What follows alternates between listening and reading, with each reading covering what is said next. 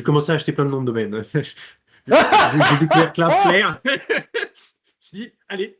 Non, mais là, depuis la sortie de GPT-5 et le vibe coding, en fait, je lance des trucs, mais genre par dizaines, quoi. Genre, je lance 10 trucs. C'est du batch launching. Ouais. Ouais, ce French. Et donc, du coup, boum. Là, j'avais trouvé un joli petit prompt pour faire des belles images de nourriture. Et donc, du coup, je me suis dit, c'était pour faire une démo à mon beau-père. Ah, tu vois, on peut créer un site web en 5 minutes. Je lui dis, ah, qu'est-ce qu'on a comme idée? Et puis là, on regarde, on était dans la cuisine. Il y a un livre de cuisine. Je lui dis, ah, on pourrait faire un site de cuisine. Euh, c'est le même concept, hein. Enfin, c'est-à-dire que Je là, vois tu trop le module un peu riche. Tu t'achètes ton module. Bon, bah là, c'est champagne. Donc, c'est au prix de la bouteille de voilà. champagne. Et tu vois, quand tu arrives à 10, qu'est-ce 55 qui se euros. passe? Oh! Ça pleut du champagne. C'est vrai. Pour moi, faut générer une base, clean avec Ouais. Lovable, un truc qui te fait un minimum de choses, mais vraiment quasiment rien, juste l'architecture de base pour avoir tes rendus.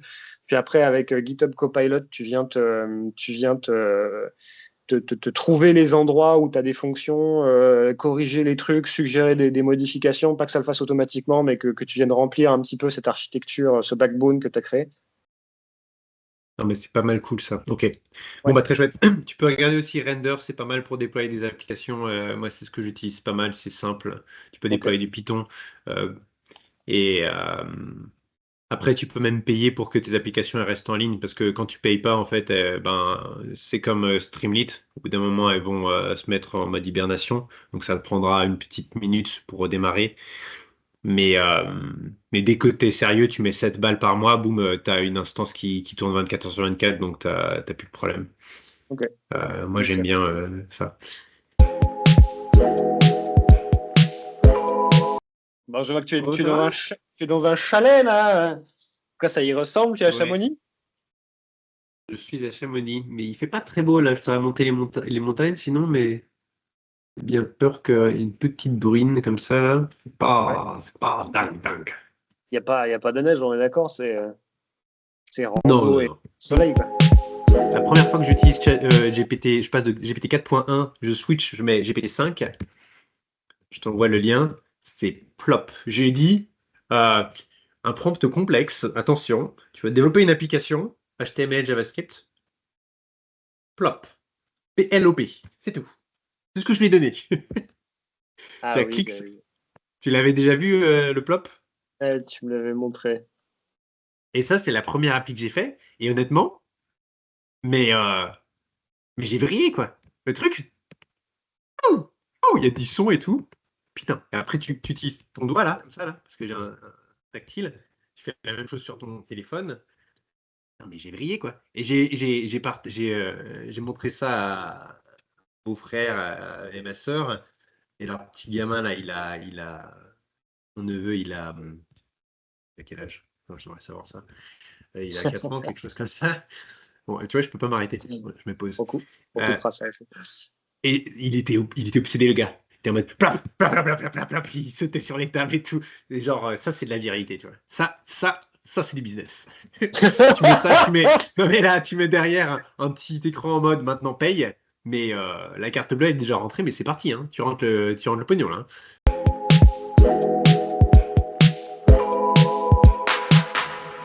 T'as vu des trucs sympas, tu t'es fait un peu d'expérience là sur le vibe coding ou des trucs comme ça? J'ai joué un peu avec Lovable là Ouais, alors j'ai joué avec Lovable pour générer une première app. J'ai joué avec derrière ils ont une intégration à GitHub, donc j'ai récupéré le code sur GitHub. J'ai fait les corrections de bugs avec Copilot. C'est un ouais. plaisir. Franchement, je pense que c'est en termes de vibe coding, si j'ai un truc à, c'est vrai. Pour moi, faut générer une base, clean Ouais. avec Lovable, un truc qui te fait un minimum de choses, mais vraiment quasiment rien, juste l'architecture de base pour avoir tes rendus. Puis après, avec GitHub Copilot, tu viens te trouver les endroits où tu as des fonctions, corriger les trucs, suggérer des modifications, pas que ça le fasse automatiquement, mais que tu viennes remplir un petit peu cette architecture, ce backbone que tu as créé. Franchement, ce que je me rappelle avoir fait des trucs là en utilisant des fonctions Azure, en faisant des dashboards en Python en pognant la doc à la main, ne serait-ce que pour les calls d'API ou pour le développement d'interfaces en React. Oh, souffrance. Ah ouais, quel enfer, et quel bonheur de ne pas avoir à aller dans la doc pour te dire, bah écoute, c'est cette fonction qui s'occupe de ça, et quand tu rentres dedans, voilà. Donc ça, c'est le mix est intéressant. Je t'ai envoyé pas mal de trucs aussi sur du coup ce que font un peu les gens en termes de stack, et c'est un peu ça, hein. Ils utilisent, ils utilisent bien le mix avec un assistant AI, alors plus ou moins avancé. Visiblement, il y en a qui utilisent des agents qui font du multitasking. Là, il y a pas mal de. C'est un petit peu de la fumette, hein, parfois, quand même. Hein. Non, mais attends, l'agentique, c'est de la fumette en général. Mais bon, ce que je veux dire, c'est que. C'est la fumette marketing. C'est de la fumette marketing, l'agentique. Mais bon, grosso modo, tu viens changer ton code à plusieurs endroits en même temps. Bon, très bien. Moi, j'aime pas perdre le contrôle sur ce que je fais parce que l'IA fait de la merde, mais. Donc là, moi, en gros, il y a trois étapes que j'ai regardées un peu plus en détail récemment avec différents exemples. C'était l'authentification. 2, la souscription, le paiement. Ouais. Et 3, le déploiement. En fait, d'ailleurs, le déploiement, c'est quasiment numéro 1 parce que savoir comment tu vas déployer, et ben, c'est un peu le truc sur lequel je passe quasiment le plus de temps dernièrement, c'est regarder toutes les plateformes de déploiement. Et ça dépend énormément du coup des technologies de la stack que tu choisis, quoi. Si tu es sur du pur JavaScript, enfin du pur HTML JavaScript, bon bah tu as des trucs super simples que tu peux faire avec Netlify. Si tu commences à mettre un peu plus d'intelligence derrière, et puis tu as différents tiers, ta base de données, ton intelligence en Python, ton front-end, etc., tu commences à avoir des microservices et tout. Bon, ça commence à devenir un petit peu plus costaud. Et là, ben, il faut réfléchir un peu plus à comment tu architectures tout ça. Et il faut faire attention à faire en sorte que tu. C'est là pour moi l'équilibre de la frugalité où faut vraiment essayer d'aller vite, quoi. On va aller vite avec des fonctionnalités minimales qui font le job, et limite qu'elles sont moches. Tu vois, tu as tendance à vouloir faire les choses belles, mais en fait, il faut limite se faire un peu mal en se disant, ah, mais non, mais tu ships la fonctionnalité, il faut que ça marche, quoi. Il faut que ce soit utile. Faut pas que ce soit, faut limite que ce soit à la limite de l'utilisabilité. C'est-à-dire, Oui.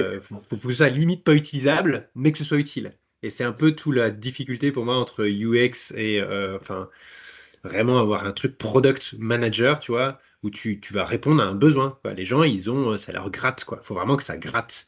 Pour moi, Ouais, c'est ouais. ça le vrai problème du product manager. Faut que les mecs, ça les démange, que ce soit douloureux pour qu'ils aient vraiment envie de trouver une alternative. Parce que si ils cherchent pas d'alternative, en fait, t'as pas de business, en fait.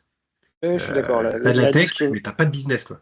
La discovery, elle est pas toujours très bien faite. On peut revenir un peu sur tes 3 points, mais ça m'intéresse. Tu parles Ouais, frugal et tu mais parles je peux te authentique. montrer en détail, si tu veux, avec des exemples, comment est-ce que j'ai pris chacun de ces problèmes, l'authentification, 2, le paiement, et 3, le déploiement.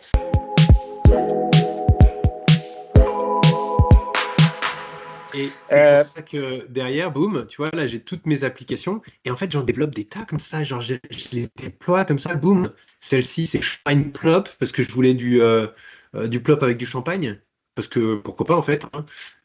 Donc, Champagne Plop, à chaque fois, je pourrais les mettre sur mon nom de domaine en tant que sous-domaine. C'est le même concept, hein, enfin, c'est-à-dire que Je vois trop le module un peu riche. Tu t'achètes ton module. Bon, bah là, c'est champagne, donc c'est au prix de la bouteille et de voilà, champagne. et tu vois, quand tu arrives à 10, qu'est-ce 55 qui se euros. passe? Ça, Oh! ça te pleut du champagne. Et Ah, voilà, c'est ça qu'on veut. Hein. c'est ça, quoi. Donc, il est minuit, tu changes des couches, tu te dis, allez, boum, j'ai envie d'un champagne plop. Bon, bah, je sais pas, t'as une autre idée de champagne ou de plop? Qu'est-ce que j'ai là? Euh, Tiens, je vais m'arrêter 2 secondes là-dessus. Ça, c'est l'authentification avec Auth0. Donc, en fait, tu vois, ça te permet de t'authentifier là avec ton compte GitHub. Tu as différents types d'authentification. Google, forcément. Là, j'utilise GitHub. La raison pour laquelle j'utilise GitHub, mais ça, c'est après une conversation un peu plus dense en termes de positionnement utilisateur, c'est de pouvoir faciliter, comme tu disais, le passage du prototypage au débugage. en Ouais. fait, entre du vibe coding à du copilot. Et ça, c'est assez important. Et je suis tout à fait d'accord avec toi parce que c'est vraiment la clé de la chose. C'est vraiment, tu vois, là, je lui génère en effet un nom un peu débile. Je lui dis, allez, plop of the future with cyberpunk style. Allez, bon, on va faire un plop, plop of the future. Tu vois, là, on a plop of the future. Maintenant, le deuxième truc que j'ai fait, c'est l'authentification avec Google, avec GitHub, pardon. Ça me permet ça là. Boum. Attends, je vais changer le nom d'abord avant de Alors, pousser. Je vais lui dire, ça va s'appeler plop future plop. une deuxième question que j'ai, parce que du coup, effectivement, et je reviens aussi sur le paiement, mais ça adressera aussi l'authentification. Pourquoi tu fais pas appel directement à des services préexistants et préintégrés, typiquement pour le paiement? Pourquoi tu fais pas appel à Stripe, qui a Non, mais priori, je vais te montrer, c'est ce que j'ai fait. C'est exactement ce que j'ai fait. Donc là, dans un premier temps, boum, j'ai mon repo. Il est poussé. Donc en fait, là, c'était tout l'intérêt de m'authentifier avec mon compte GitHub. C'est que, Mhm. boum, le code, il est là. Donc maintenant, je veux continuer. Et ben, je vais dans Codespace, je crée un nouveau Codespace. Et puis, j'utilise Copilot, tu vois. Et je lui dis Ok. maintenant, chat with Copilot. D'ailleurs, j'ai jamais fait ça. Je pourrais lui dire, vas-y, t'es un agent. Euh, On va lui dire turn this into a progressive web app and add a logo of a bubble emoji. Parce que là, Ok. Donc c'est là, pas on une va lui lancer progressive son web app. truc. De base, non, je ne vais pas rajouter. En gros, c'est un seul script. C'est juste un index.html. Donc, il faudrait que je rajoute le manifeste. Pour de vrai, je peux le faire, hein. C'est juste que je ne l'ai pas encore implémenté. C'est dans mes. Si tu regardes ici mon repo, il est où? Hop Mais là. c'est juste moi qui fais pas bien la différence parce que je vois donc ce que tu as en fait c'est un front-end HTML et Progressive Web App ça passerait avec du JS Progressive Web App, tu vois, j'ai mis un Generate Progressive Web App Issue. En gros, il faudrait rajouter un manifest.webmanifest aux routes. Tu lui dis name of the app, ok. Tu lui donnes un certain nombre d'informations, tu lui donnes un logo. C'est pour ça que je lui ai demandé de me mettre un logo. Mhm. Et puis après, il faut aussi que tu aies un service worker, je crois. Donc un petit script en JavaScript, c'est tout. sw.javascript. Et quand tu rajoutes ces trucs, et bah boum, ça la tourne en Progressive Web App, quoi. Donc typiquement, euh, j'en ai une quelque part ici. Tiens, Trattoria Bella Ciao. Ça, c'est un très très beau nom italien, hein, n'est-ce pas? Voilà. Avec des belles petites inspirations. Donc là, j'ai fait le truc en deux étapes. C'est-à-dire que j'ai commencé avec mon site et après, j'aimais pas les images qu'il m'a données. Donc en fait, j'ai généré des images avec ChatGPT. Et puis, bah, du coup, je les ai rajoutés, tu vois, boum, boum, boum. Et puis, si tu fais ça de ton côté, tu vois, tu as un petit install qui apparaît ici. La même chose sur ton téléphone. Tu vois, tu as une jolie petite pizza en forme de logo, là, boum. Donc, j'ai rajouté le logo, le manifeste. Et maintenant, bah, boum, j'ai un site web, en fait. J'ai une Ah, application. ok. Et ça Donc fonctionne pareil sur mobile. ok, la notion de PWA, c'est en fait c'est juste t'as dans ton navigateur ça va te créer un raccourci pour pouvoir l'installer sur ton Et, desktop. exactement. Ok. Et de la même façon, si tu le testes, mince, elle est où ma bella ciao? Bella ciao, bella ciao. Ouais, je crée là après je vais aller dans Cloudflare et après je vais me faire un nouveau site web, mais il faut que j'arrête parce que j'arrête pas de faire ça en fait. J'avais fait ça avec recette de Zoé. C'était un peu la nouvelle inspiration. J'adore ce style-là. Là, j'ai chopé un beau prompt. J'ai demandé à ChatGPT des idées de prompt pour des images. Allez, ça charge les images là. Oh là, la connexion, elle est moche. C'est dans les montagnes. Attends, ouais, ça passe pas la frontière italienne là. Ils ont mis un Un veto. Ils ont embargo. dit non mais Un c'est quoi embargo. c'est quoi cet usage complètement détourné de Ouais, ce et French donc du coup là. boum. Là, j'avais trouvé un joli petit prompt pour faire des belles images de nourriture. Et donc, du coup, je me suis dit, c'était pour faire une démo à mon beau-père. Ah, tu vois, on peut créer un site web en 5 minutes. Je lui dis, ah, qu'est-ce qu'on a comme idée? Et puis là, on regarde, on était dans la cuisine. Il y a un livre de cuisine. Je lui dis, ah, on pourrait faire un site de cuisine. Et donc je lui montre, ah bah voilà, on peut faire un site de cuisine, boum, je lui fais un prompt, j'appelle ça cuisine française, pap, pap, pap, pap. Et après, j'ai dû itérer en effet en disant, bah, j'aimerais bien changer toutes les images parce qu'elles n'étaient pas belles. Donc du coup, je me suis créé un joli petit prompt. C'est là où ça devient un petit peu manuel. Pour l'instant, j'ai pas automatisé. Il faut que j'appelle Manuel. Bonjour Manuel. Et c'est lui qui me fait les images. Et après, je les remplace en disant à Copilot, hey, voilà le dossier dans lequel se situent les images.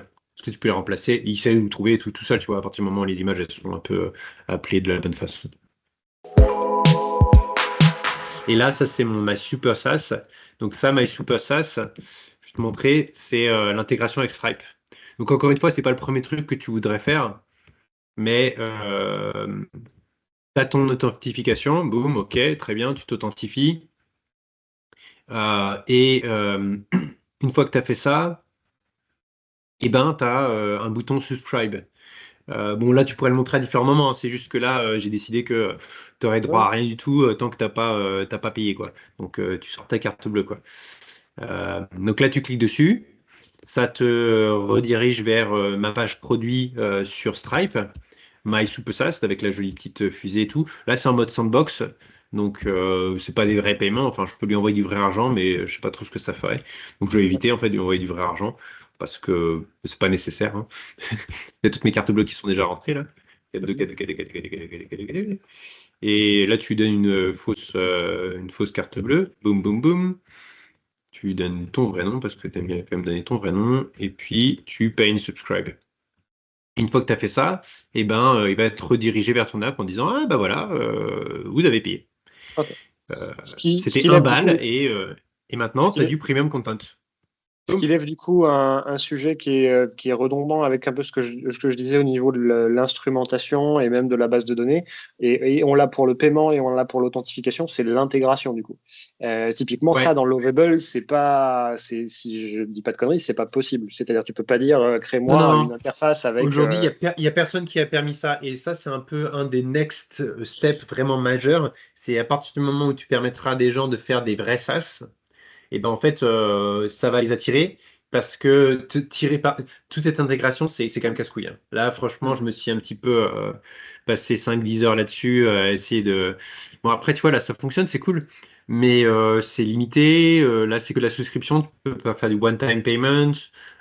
J'ai utilisé un module de Streamlit qui s'appelle ST Paywall, qui te permet d'avoir ce petit bouton là que tu voyais avec Subscribe Now. Mais après, il faut quand même faire tout le paramétrage dans Stripe, quoi. Donc j'avais déjà un compte Stripe, donc ça allait, c'était assez simple. Mais bon, c'est quand même du taf, tu vois. Ouais, ouais. Donc, mais c'est intéressant parce que du coup, ouais, c'est vraiment l'intégration est aujourd'hui un des gros pain points qu'on peut avoir à faire du vibe coding et pourtant on en a besoin que ce soit pour les identity providers, le paiement, l'instru, c'est un truc Ouais, qui revient beaucoup. ouais, Mais donc voilà, donc il y avait ça et là dernièrement, j'ai essayé de brancher parce que Lovable a une intégration Supabase.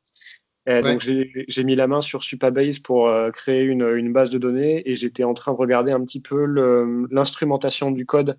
J'essayais de voir comment on pouvait. En fait, je suis en train de me faire un.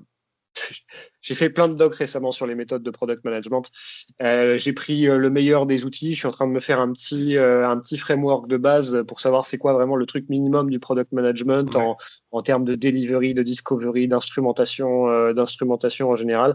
Et j'en suis à ce stade où j'aimerais bien faire un peu d'instrumentation de mon code et éventuellement voir à le lancer.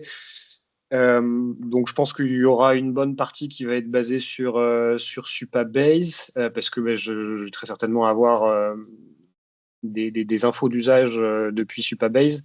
Je pense pas que j'ai besoin enfin, bon, tout le reste de l'instrumentation via Lovable est Ouais. compliqué, en vrai. Je sais pas ce qu'ils font à part. Moi, j'avais déjà testé l'intégration Supabase sur Bolt, donc je pense que c'est à peu près pareil. Où en gros, ça te permet de gérer les utilisateurs et attacher une base de données, parce qu'en fait, c'est ça les deux éléments. Je voulais aussi comparer à Firebase, parce qu'il y a longtemps, j'avais utilisé Firebase, Mm. et les limitations que je vois à Supabase, c'est que tu peux avoir que deux projets par contre. Donc du coup, j'ai déjà ouvert 3 comptes sur Supabase. Ouais, Parce que, alors, ouais, si t'es pas sur une offre payante, c'est assez limité, effectivement. ouais, Après, tu as un autre truc en plus, des Supabase Function, enfin, ils font des, grosso modo, ils ont pris les ouais. Azure Il y a Functions des et toutes Edge les fonctions. Functions, ouais. Ouais. Voilà, exactement. Il y a des Edge Functions que tu peux appeler, donc c'est pas mal. En fait, si tu as un backend, tu C'est dois la même pouvoir chose en traquer le. Python ou c'est que du JavaScript? Je me souviens plus si les Supabase Functions, c'est que JavaScript ou s'il y a aussi Python. Je crois en Alors, général, c'est du JavaScript, mais je sais pas. Je crois qu'il y en a je, quelques-uns qui ont du Python. je sais pas trop dire. Je sais que leur SDK, c'est un SDK JavaScript, mais c'est un SDK d'intégration, donc je sais pas trop dire comment, Ouais. comment ça se Ils ont passe. aussi un SDK Python, et moi, c'est ce que j'utilise côté Streamlit, parce que j'ai déjà développé des applications. Il faudrait que je les relance et que je t'envoie le lien pour que tu vois. J'en avais fait un sur un exemple assez simple sur la NBA. Bon, là, le problème, c'est que c'est pas la saison, donc on est hors saison, il n'y a pas de match. Du coup, mon application, elle fonctionne pas top top. Mais en gros, ouais, tu peux développer quand même pas mal de trucs assez sympas avec Supabase.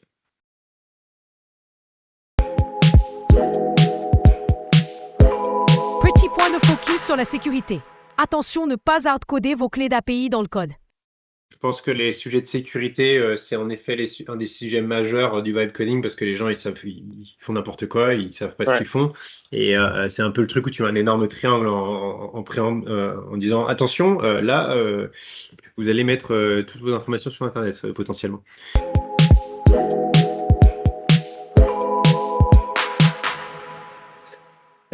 Donc il y avait ça. Et si j'ai vu un autre truc aussi, parce que du coup je parlais d'instrumentation.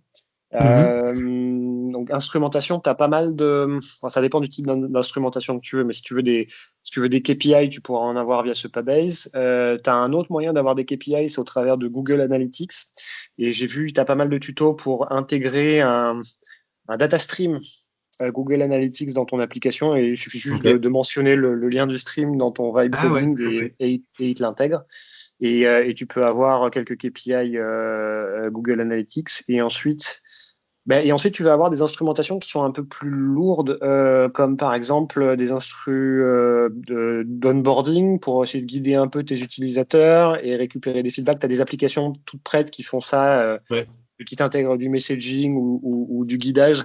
Et ça apparaît au travers du vibe coding. Ça, tu as mine de rien, quand tu es dans un proto, ça peut vraiment être utile, ou avant un lancement, ça peut vraiment être utile. Et en vibe coding, je suis pas sûr que ce soit encore faisable. Après, moi, j'ai beaucoup mis l'accent dans un premier temps sur vraiment l'authentification, vraiment comment tu t'amènes tes utilisateurs. Parce que la difficulté, c'est ça, c'est comment est-ce que tu fais en sorte que tes utilisateurs, ils aient un minimum de commitment pour ton application. Et Mm. donc, bah, un des éléments clés bah, qu'on voit au quotidien, c'est créer un compte. Alors après, Ouais. c'est la première marche un peu à sauter en mode, ah, ok, bon, allez, je crée un compte.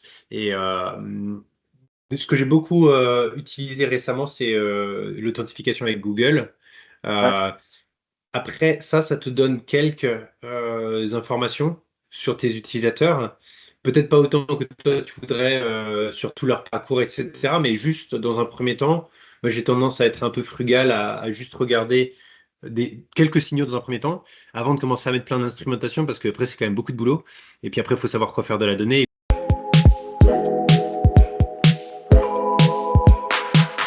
Est-ce que je peux savoir à 4 heures du matin, quand il était en slip et que il avait une banane sur la tête, qu'est-ce qu'il faisait cet utilisateur, etc. En Ouais. mode, oui, mais tu vas faire quoi de cette information en fait? Parce que le problème, Non, c'est mais qu'après, tu peux tomber dans ce trait complètement démentiel de vouloir tout contrôler par la donnée. Et moi, j'ai tendance à trop souffrir de ça, donc j'ai tendance à être très minimaliste sur et l'instrumentation.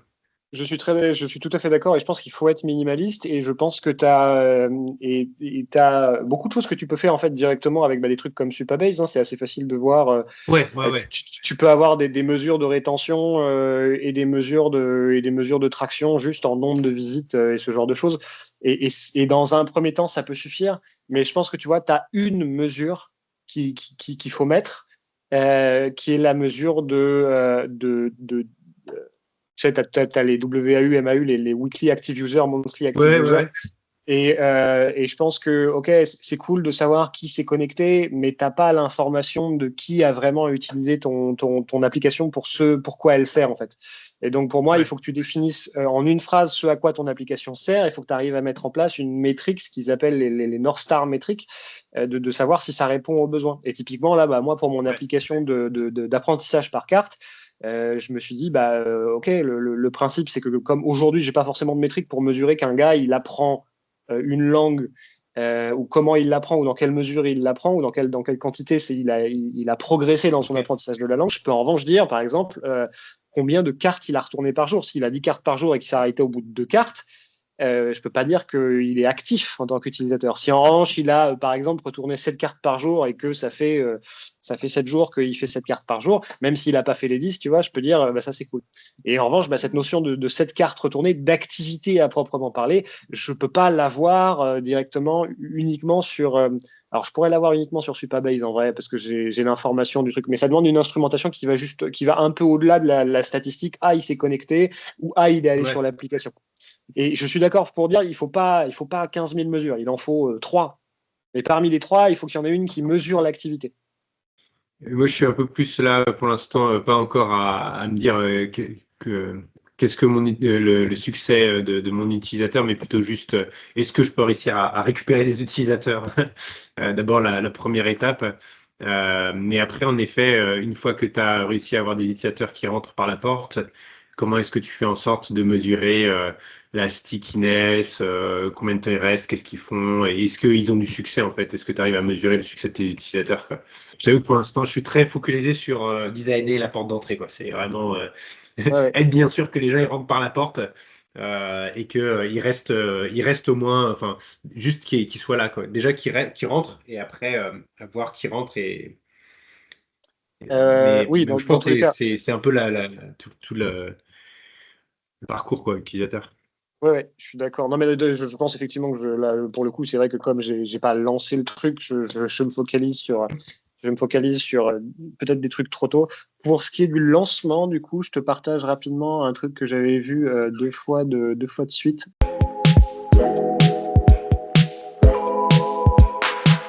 Je suis tombé sur un post donc, de Timothy Frim, je crois que je t'ai déjà partagé son profil.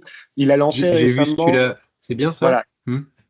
Il a lancé récemment une com sur la Slack Curve Strategy. Bon, la Slack Curve Strategy, whatever, j'ai envie de dire, chacun sa strat. En revanche, ce qui est intéressant, c'est au niveau du tooling. Et ils disent, tu vois, lancement, First Product Hunt Launch. Et j'étais déjà tombé sur cette plateforme, Product Hunt, qui est une plateforme. Alors, j'ai différents retours relativement à cette plateforme. Et je me demande si je t'en avais pas déjà parlé aussi. Mais grosso modo, c'est une plateforme sur laquelle tu peux lancer un produit, créer un peu d'engouement communautaire autour. En fait, grosso modo, c'est une plateforme qui rassemble l'intégralité des trucs qui se lancent. Certains disent que c'est plus un outil de veille, de savoir de ce qui se lance et de suivre un petit peu la compétition. Okay. Mais ça peut aussi servir à lancer une première traction. Voilà. Enfin, en tout cas, je pense que le lancement, typiquement, c'est un des trucs sur lesquels je ne sais pas trop comment m'y prendre aujourd'hui. Et je sais qu'il existe ce genre de truc pour les lancements. Et c'est vraiment, tu as un catalogue, c'est un peu en mode Kickstarter quelque part. Enfin, t'es par catégorie, tu vas dans Health et Fitness. Tu tombes sur des trucs un peu différents. Mais mettons, on va dans, je sais pas, Design and Creative, tu vas dans 3D Animation. Tu tombes sur des produits comme Three.js, tu as la description de ton produit, le nombre de lancement, les reviews, les gens qui ont pu essayer, tu es un peu noté. Donc il y a peut-être il doit y avoir des gens qui parsent pas mal ce genre de truc. Je pense que ça peut servir à créer une première traction.